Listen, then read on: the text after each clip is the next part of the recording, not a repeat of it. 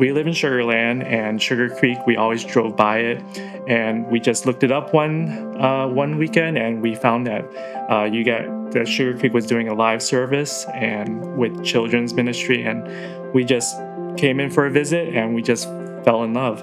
And also our kids, they really enjoyed the kids ministry, and it was just great for our family, and we just found, I guess, a home.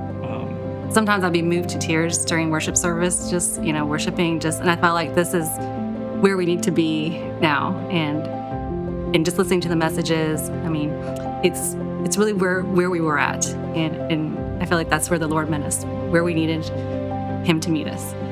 I was in Chicago. I grew up in Chicago, and I was part of a church that was planted 100 years ago. So we were celebrating 100 years of that church, and it was just great to just being able to look back at the history of the church and just seeing all the faithful servants who really poured their lives into it.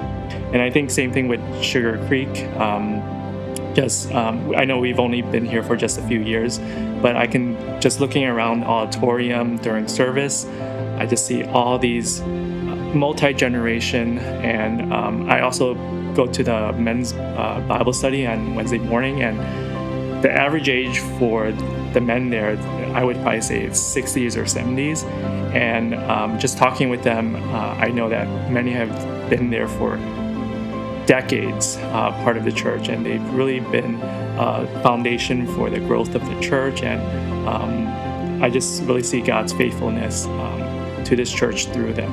So we were having a play date. My oldest son had a play date with one of his friends, and the mom just kind of turned to me and said, "Oh yeah, my son's been asking all these questions about God, who God is, and what is church, and why don't we go to church?" And it just came out of the blue. She didn't know we went to church. She didn't know we were Christians. We had never talked about it. We were just getting to know them. And when she asked that, I said, I kind of let her know that we were going to Sugar Creek. We just started going. And I said, well, y'all are welcome to join us on a Sunday. I told her what times we go. And she kind of offhandedly said, there's no way we would ever set foot in a church, or her and her husband would never set foot in a church. And I said, well, if your son is interested and wants to go, we're happy to take him when we, go on Sundays. And our sons played very well together. So she kind of thought about it. And then I think she's like, yeah, that might work, she said. And so that's kind of how it started. We just started bringing him on Sundays when we go. I think when we started taking the first family, the older brother and younger sister, our second son, he wanted to have a friend to come also, and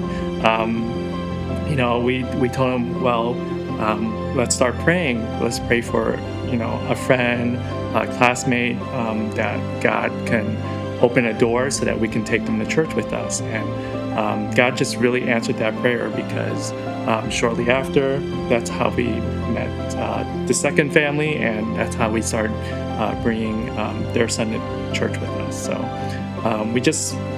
I just feel like it's amazing to see how God moves in these kids and how He's drawing these young kids to them and just really tugging on their hearts.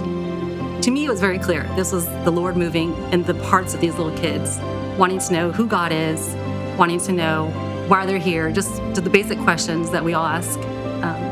And to me, it was a no-brainer. Like, they want to go to church, so we were going to take them. I get excited because I've seen firsthand how God has moved communities, moved churches, and drew His people to Him. So I'm excited because I feel like some of these things only God can do, and it's just amazing.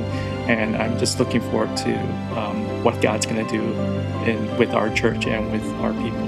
When I think about that, I think about how we are all unfinished, like individually, and we are broken, we're messed up, we make mistakes, and then God just keeps on working on us and hasn't given up. And so exciting to hear that our church is also unfinished, because it's made of unfinished people. So when I think of the word unfinished, it's a reflection of my life, our lives. I feel like I'm constantly growing, I'm learning, I'm falling, but I feel like looking back, I feel like I learn from my mistakes. I get up, I continue growing, and I just really see God's grace in my life and how good He's been and how He's molding me and shaping me to become more like Jesus every single day. I still struggle with personal issues. We still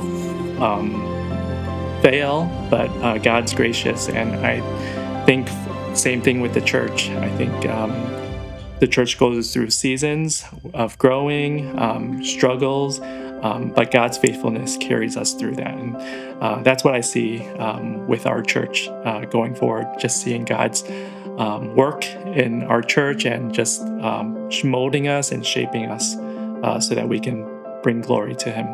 My name is Theresa, and I'm unfinished. My name is Michael, and I'm unfinished.